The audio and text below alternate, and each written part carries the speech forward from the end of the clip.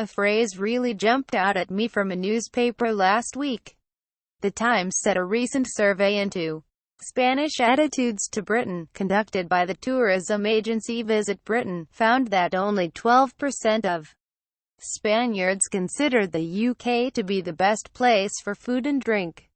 That, I thought to myself, may be the most extraordinary use of the word only I have ever seen. Has its meaning recently flipped? Has it been warped by an internet hashtag or ironic usage by rappers?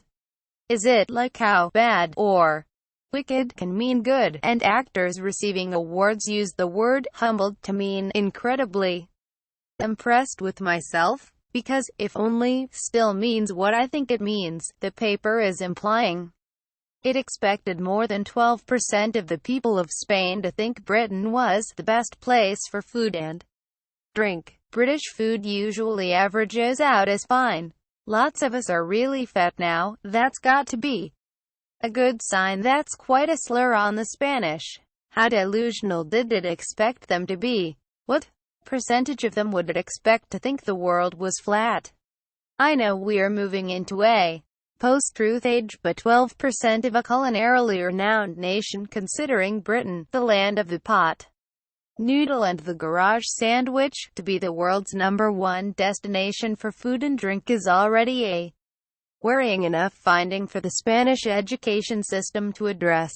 It would be vindictive to hope for more, but it seems that's what Visit Britain and the Foreign Office are going for.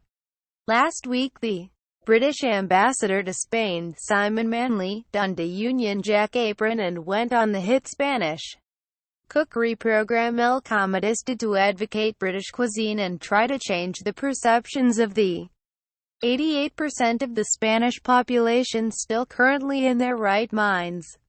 It was his second appearance on the program. The first was last year when he was summoned to explain Jamie Oliver's heretical addition of chorizo to paella. He responded with a recipe for roast chicken with mustard.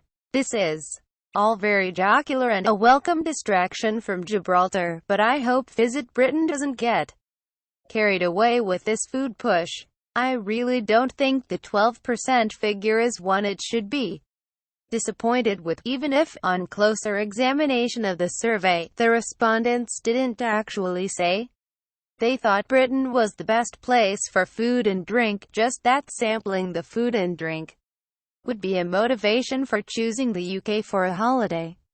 Maybe some of the 12% are enthusiastic food anthropologists whose motivation for going anywhere is to try the food and drink.